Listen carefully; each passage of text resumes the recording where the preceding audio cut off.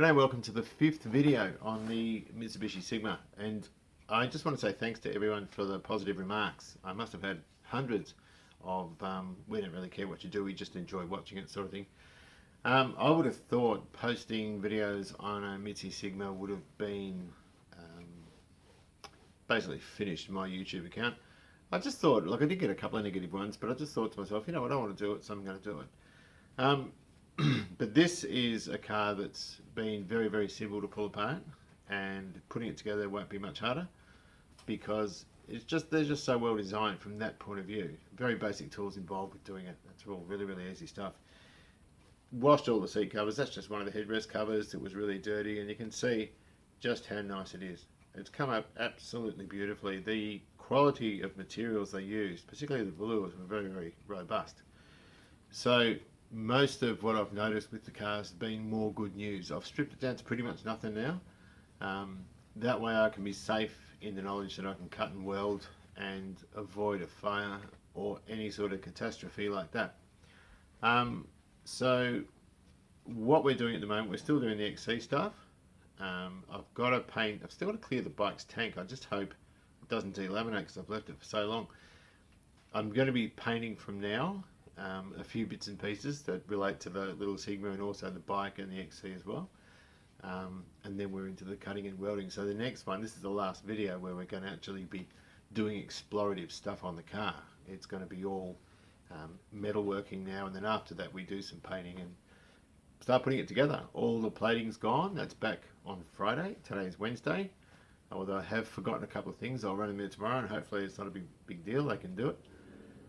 And I've just started collecting a few parts, and you know, it's going to move along quite quickly. I want to get this car done fast, so I hope you enjoy. So we have some washing and ironing here, and while we're at it, we did some Sigma seat covers, so they look lovely. Right, well, I've got this diabolical urge to start cutting into here, and we've got fumes coming out of the tank because we haven't got a gasket on it. It's a warm day today, so there's a lot of expansion going on in there. Now if I block all that up, put the cap on, it's still a dangerous thing to do. It looks like a vented cap.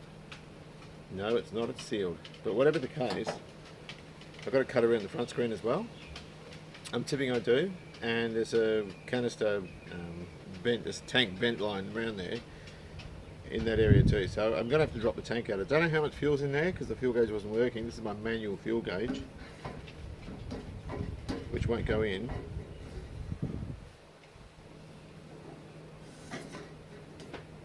For petrol. Maybe if I go this way, I might get a more accurate reading. Where's the bottom of the freaking tank? That can't be right. Let me go again.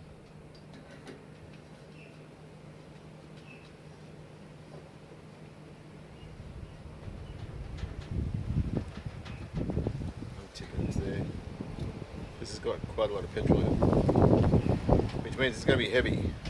Might go in through the top, hey? Hopefully I can reuse the gasket. Take the centre out and have a peer in there. I hope it hasn't got much in there.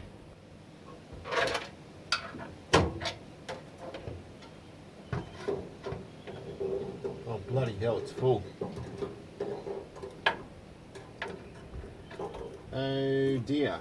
This thing's chockers with petrol. Check this out. That is chockers. I can see a reflection at the bottom of the tank. It looks lovely and clean in there. But that is a big pain in the ass. Quite windy around here, so sorry about the wind noise. But I'm outside. And it's been like 42 degrees or something today. It's been quite warm.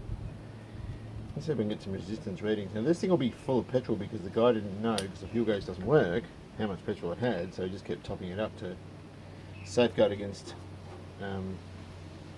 running out, I suppose. Okay, we haven't got a very good contact on here, obviously.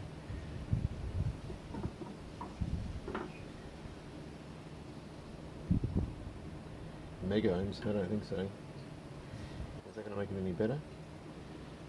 What I'm assuming this is that is changing resistance, so it could be a little regulator on the back of the gauge cluster or the gauge itself. I'm not sure. I'm not going to bother cleaning this up and everything. I'm going to chuck it back in.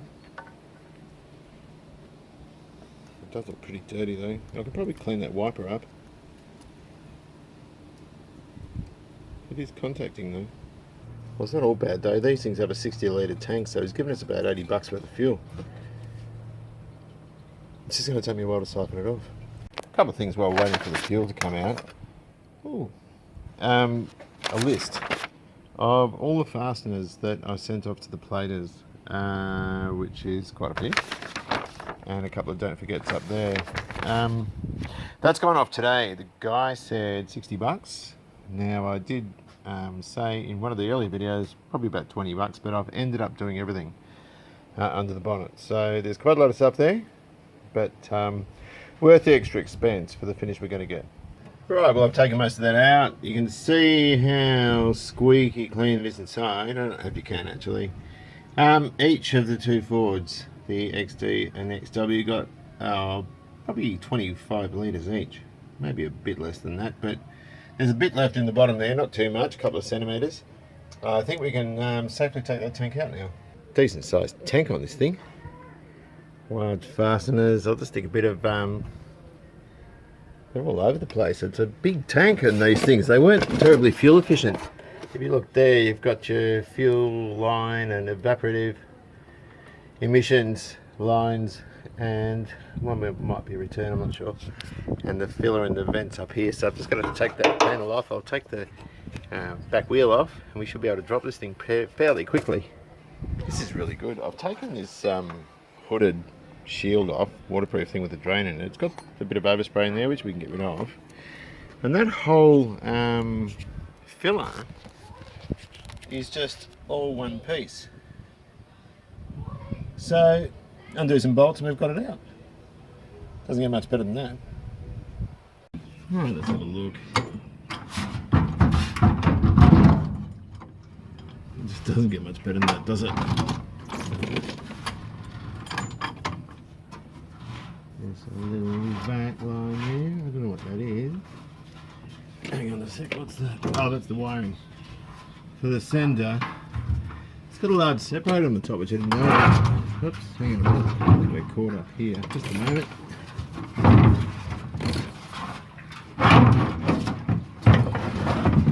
That's a bit better. Oopsie. There's still a little bit of fuel in here I couldn't get out, or at least I couldn't siphon. Well, that big box. The only thing hanging down is this wire, and that goes to the sender over there. You can see it's quite a shallow tank, but it is quite long. And your separator is there. And I'll just pull it out and have a closer look.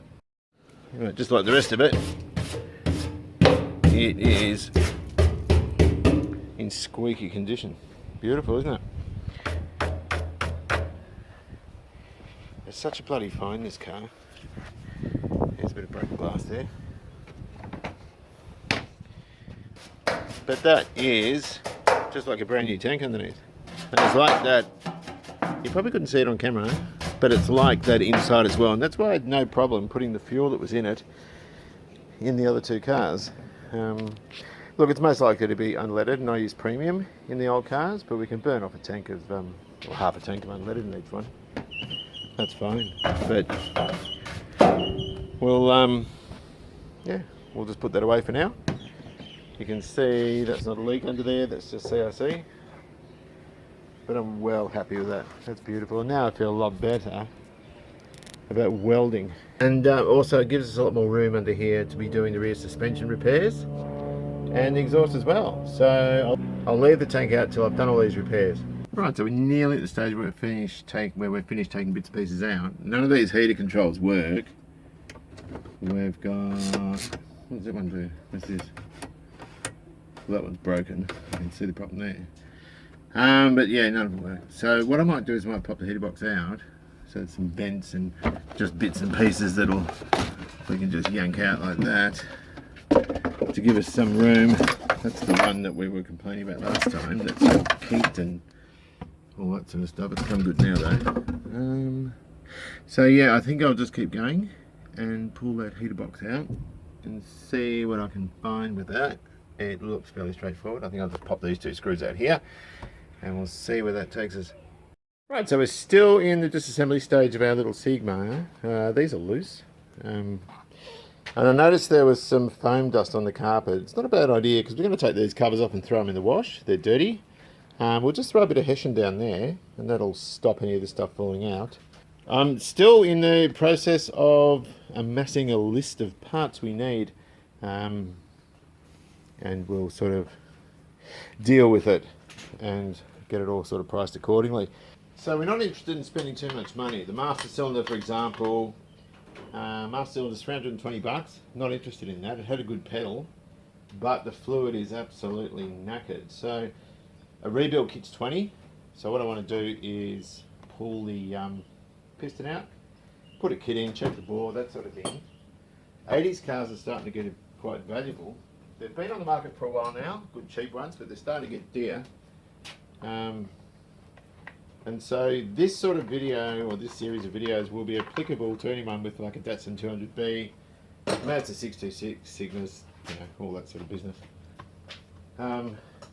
And so it's sort of all transferable stuff, really. But I've done a video where we got a starlet seat and I pulled it apart. I've done a couple of these. Stick stuff in the wash. And that's all this is. You can see here, it's still got its plastic on it. It was brand new, so that hasn't been taken off. I did notice on the back seat, the hog rings or C-clips were these ones. They look a lot like the fence clips that I use. The originals are those. They're circular. They're sort of a coppery colour.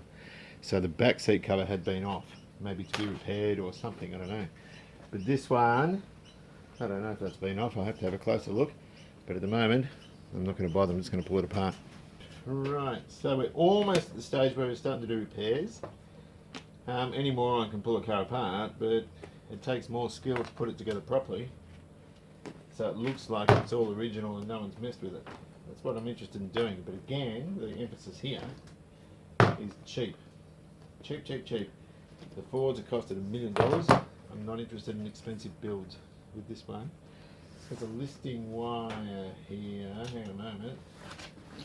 Good thing about these is they're all in good nick. They're not rusty, which means the car hasn't had a lot of that stupid steam cleaning done. I never steam clean seats. I hate it. I always pull them apart like this. Now I've got those listing wires out. We have got some hope of peeling this back, but given this car is so ancient, this stuff is going to split easily if we're not careful. So we have to be pretty careful when we do it. I'm just pushing the trim in to the foam, because up here will be another listing, and I'll go into more detail when I'm putting these together. At the moment I'm just getting a list together. The seat covers I'll wash and I'll put away until I'm ready to put them back in the car, and the frames I'll just chuck in the shed. They can stay there. If we put the seats together, we've got to store them nice and cleanly, and so it's much easier not to. Just roll him down. Gets easy when you get away from that bolster, and we'll glue some foam on here. You can see it's peely and it hasn't got the elasticity it had. The other thing is this has got headrests on it, which you can adjust the height, but you can't take them out. So we'll pop that one out as well.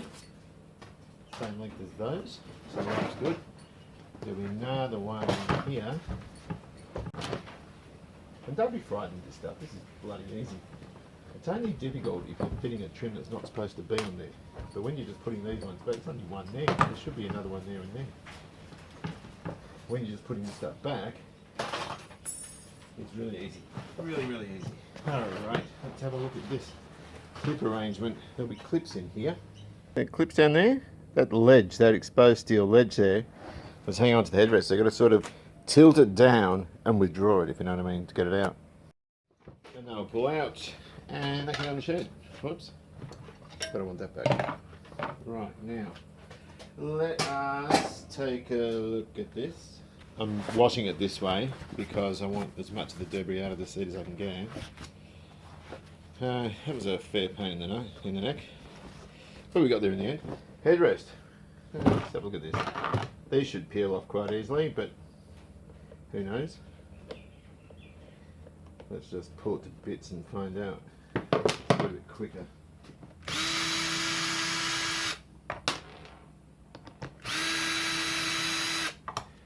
That should be an exposed seam. Then we have to bag and tag and all that stuff. They should just wrapped on like a Christmas present. Yes, they are. Very thin, really easy to damage this. If I can compress it and do the old roly-poly thing, when you put these on, I might just try and unwrap it from there. Oh, there we go. Glad wrap over there, and it'll slide on nicely. So, our little headrest covers, they'll wash up a treat, and they get all really grungy. Those things look terrible. Cool. That's another one, and on the cushion part at the front. We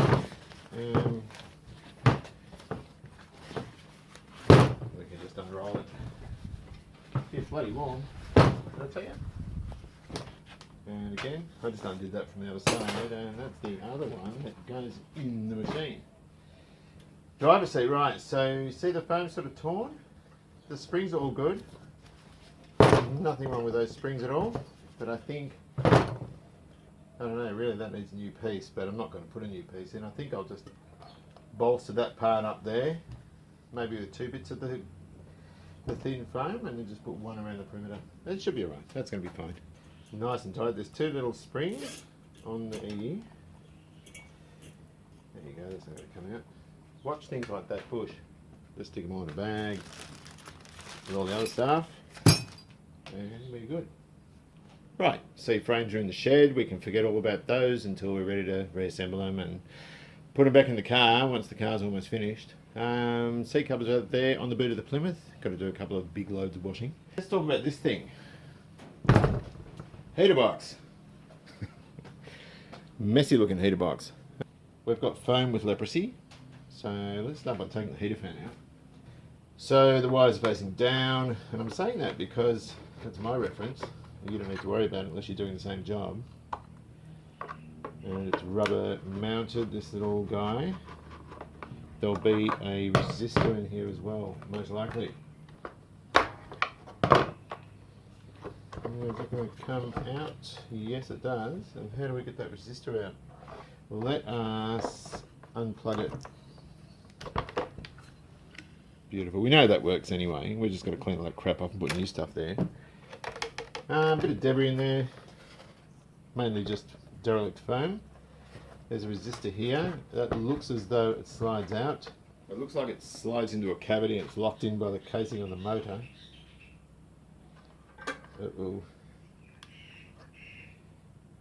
I'm not going to do anything with that at the moment. I think we'll just leave it. I'll just flick that out. And this has a broken cable, which is that one. No, that's in good condition. One of the cables was broken there. That just goes on there, so that's cool. We can keep that. We're good. Alright, let's take that off. And we need a cable for that. That one's knackered. So we need to make sure all this stuff is free and it's working. What we're going to do with the heater tab is we're not going to go a genuine one. We're going to try and retrofit something else in there that's cheap, like the XC's one that was on eBay for 20 bucks. So we'll just dig that off. Pull it out. The cable was alright, but the tap could well be seized. It looks like that Jubilee clip's in the way, so I might just pop that off too. That hose looks like it's off a twin tub washing machine. That can go. I'm just a bit worried about that heater tap. Maybe I can take the tap off that way. I might cut that hose actually. I'm going to replace them anyway. I'll just get a blade. But you can bugger a heater core by yanking on a hose. So that's why I like to cut them off and then we don't worry about it. Right, so I've taken the hoses off. They're just stuffed. The heater tap is seized solid. Now, unless I can find a cheap one, I'm not putting a genuine Mitsubishi one back in because they have a way of being very expensive with parts. But you can see it looks worse for wear. It's not actually leaking out of there though, but it is seized. I think the best thing to do with that is nothing, just don't use it. It means that we're most likely not going to be able to use the original cable, so I might have to get creative, but I need to find a solution for that. Right, I think now what we'll do is we'll split the casing. It looks fairly straightforward. We've just got a bunch of these clips, which just like headlight clips, if you know what I mean. And we can just pop those out. Just means that crud is going to go everywhere. The heater fan resistor did work, so I don't really want to upset it. But what I'm interested in doing here is just finding out what the core's integrity is like. If I can get away without a core, I'll be a bit happier, because they have a way of being expensive. I need a sharper screwdriver, just a moment. Okay, we're going to fall apart now. Good. Which way is the best way to take this apart? Maybe that way. Oh, shoot. Okay. There's the flaps. All the foam is just disintegrated. I've got to try and remember how this thing goes. Our core. And the core actually looks good. We're looking for green. That's a little bit green there. We can send this away for pressure testing, but it doesn't look too bad. We can probably even pressure test it ourselves, as long as we're careful. But that core doesn't look bad. I don't think it's leaking. Sometimes they have a date on them. This one doesn't. So I'll put that to the side there. And we've just got really knackered foam and so forth. It's all disintegrating. So we can get some spray contact adhesive and put some more foam on. That's easy enough. Clean that thing out. About the only part in there that I don't like is the heater tap and the hoses. That looks pretty mangy. Very basic rudimentary type clean. There's a bit of surface rust and glue residue. I've just got the bulk of it off with a wiper. We're going to use this stuff. This is gasket, taillight gasket for an XC. It's kind of denser than conventional rubber, but it's also feels a bit like thin wetsuit. There's some of this as well, similar sort of thing. We'll just knock them in half. These have rods that go around them, and they're secured with kind of little clamps. Do some of this stuff.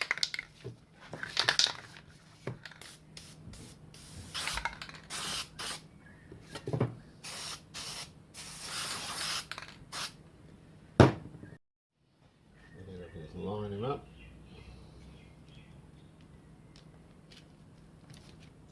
Like that.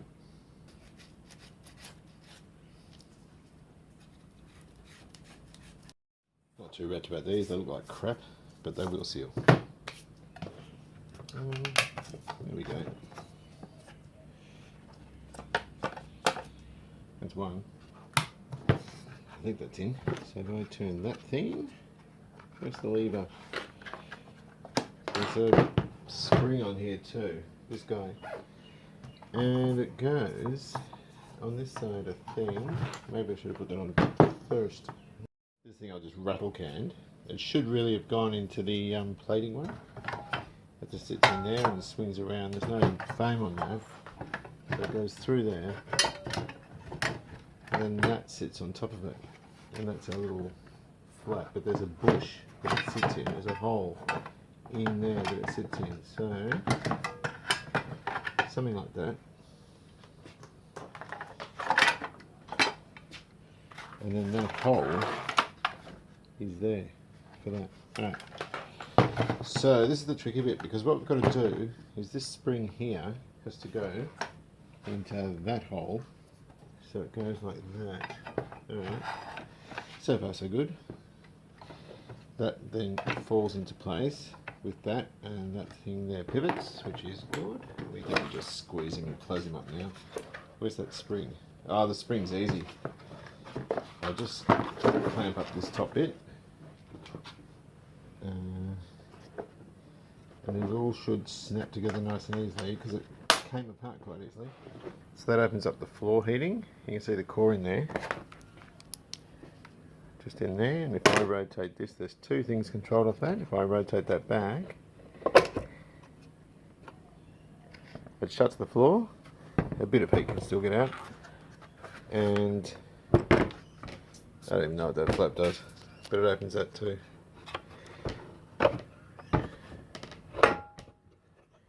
The fan motor, we're just going to use some of this door stopper sticky stuff. It's kind of felt, but the nice stuff's foam. I don't know how easily this is going to follow the contour of it, but it will seal. You can get cheaper foam stuff. I don't know if this is going to work so well, but it's what I've got here. Okay, the fan only goes one way, but hopefully that stuff's alright. It's not the greatest. Which way does this go? Did it go like that? No. Oh, did it? No. Nope. It goes that way.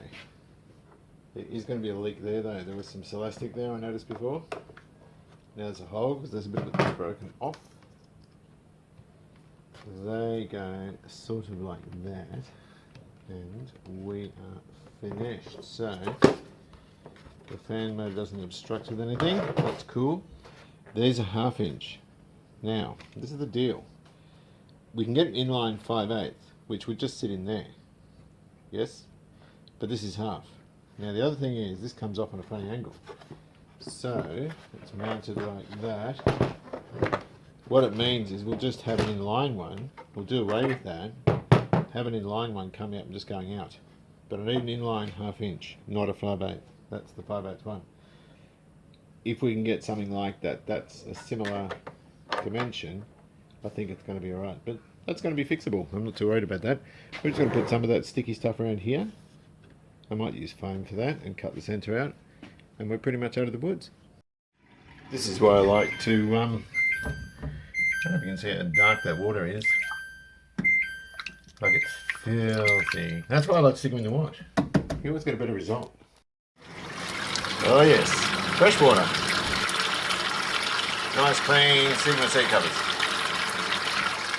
Okay, now this is the last of the pulling apart videos, as we said before, so time to have a look at some stuff. I think we spoke about that. I'm about to cut it out. Just these little repairs around here, and that one there, not too bad, that's pretty easy stuff. Oh gee whiz, what else is there? No headlining. I'm taking that out too because I've got to start doing a bit of work up here, and I don't want to fire. Let's have a look in here. Hey, come back. Right. So what we've got now, that's one of the wiring loops in the engine bay. I've just pulled it through. I'm going to paint the engine bay. I think we spoke about that. I've taken the steering wheel off because I'm going to repaint the silver bits. I've got to do the air cleaner as well as the wiper motor housing. I've taken the crash pad off just because there was a couple of bolts and nuts and business like that. Just while I'm welding around the screen as well. Is there anything to report over there? Not really. Haven't even put the phosphoric acid down yet because I've been slack. Right. Let's have a look at the screen aperture. Bloody good. Excellent. Got to clean up a bit more. Bit of crap down here. So that second skin, that's double skin there, that second one is for the top of the plenum. I think I'm just going to cut along there and just put a piece in just to give it the double skin thickness again, but otherwise it's not too bad. In here, if it's just pitted, I don't care. As long as it's not broken through, we will treat that with some phosphoric and throw some KBS down. And the KBS stuff's like Por 15, but apparently a lot better. So I'm told. What else we got? Right, the master and booster are out. Steering box is still there because I want to steer this thing around, particularly given that I've got to do some painting on some other stuff, which means I've got to pull cars out of the garage. Still cleaning up to do in here. It's still not right yet. You can see all that clear coat crap down there. So the steering box, and I will pull the column out as well before I paint the engine bay. I've also taken the brake lines out, just the front ones, because they are rusty and look terrible. Just got to put a blank onto, where is it? This one here. I forgot, I've just noticed it now. Moving around to here, and have a look at this. I haven't dug this out yet. We've got a bit of activity up here before I forget. That might be treatable. I don't know. I might have to weld a piece in. I don't know. Need to dig it out and have a look. Down here we've got this little pit where there's been some rust, and it's a design flaw. I'm going to take this seam sealer off and have a look. I might do that now. Hang on. Not too much to worry about there. I might just knock that in and just tack it, I suppose. But I don't think it's worth cutting anything out of that. That's all really treatable. There's still that little sort of pit there, but it's all in good nick, you know. Up here I'm not so sure. It's pitted. but I don't know that anything needs to be cut out of there. I think that's treatable. I don't want to cut anything out that doesn't need to be cut out. What else is there? Oh, I slipped and damaged that, but we can touch it up with the brush. It's all good. Have I spoken about in there? I think I covered all that. And up there, the turret's in good nick. Someone said they thought there was a dent in the roof, which would have been around about there. Let's have a look and see if we can see anything, hey? Yeah, he's right. That's been pummeled with something. It feels straight there though. It's in bloody good condition, really. It's in very, very good condition. I'm glad I can see it in this state too. It's very naked, but that's a good thing. That's a really good thing. Let's have a look around the back. I took more stuff out. Took the taillights out. Just want to make sure that when I start welding, or when I finish welding, I've got everything. Around the taillights is awesome. That's what the car would look like new. It's a beautiful blue then. I was just going to do a dark blue. Maybe I should go with that blue again. I'm not sure. Around the taillights is really, really good. Behind the bumper, all really good. So the next thing is to start cutting that. I'll undo this spring to get access, and it's quite a complicated piece. There's a few bits here. There's the parcel tray, which is spot welded on. And there's a skin underneath. And we've got the lip there. I might do that in 2 pieces, maybe 3 pieces I think. We'll sort that out. That's probably the hardest bit of the whole car. Up there is easy. We just cut along. I'm going to cut midway into it so I can get the welds really, really flush with the window. I'm not cutting in here, it's thin. And I'll cut it there, and I'll cut it there. And I'll just replace that top skin because the bottom one's sound. Under there looks really, really good. So that's just like an L-shaped piece. That's pretty easy. I don't think the whole thing is very hard at all. I might do something there. I'll just see. But that's easy. It's all really, really good. And I'm glad I can see it like this. That's a bit better. These things, let's have a look at this. Oh, look. Aluminium trims, you don't see them anymore. What have we got here? Let's move that bumper out of the way for a minute. Alright, booster. Looks pretty mangy, but it still works. We don't want to press anything there because we don't want to drop the reaction disc. I reckon a wire wheel and a rattle can overhaul might do that. The master looks messy, but it hasn't leaked out of the back. The thing that worries me about it is it's got the fluid was rusty and horrible, so the inside's probably not that nice. Hopefully I don't have to replace that. I don't want to. Brake lines look a bit rusty, so I'll just make new ones. And there as well, it's just throughout its bundy tube. I've got plenty of that, and I'll just get Peter at New Brakes to fit new ends, and that's good. So I'll replace all those. Also found a guy that's wrecking one of these, and I've asked if he doesn't mind sacrificing, cutting here and there on the other side. I can cut the top off this, leaving some of the bottom structure, weld the bottom structure in, then put this top bit in and spot weld it on, or plug weld it on I should say. And it's going to be better than trying to fix that or putting a cover on it. I'll just see what he says. I'm not sure he's going to want to do it, but it would help quite a lot. Screen I broke. I didn't care because I wanted a new one. Loads of fine scratches and that sort of thing. You know, I do have to take these clips off though, so you've got to go around the new screen before it gets put in. I didn't pay any real care. I think I had this out in about 5 minutes. Not much time at all. And there's a few other things I forgot to take to the plater, so I'll run it there in the morning and hopefully they can do it.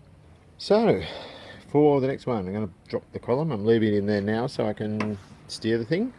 And we'll pull the steering box out. We'll paint up the engine bay, pull that out, just start doing some sheet metal repairs, and I think we'll do that in the next chapter. So, hope you've enjoyed this. Drive safely, enjoy classic, and I'll see you around.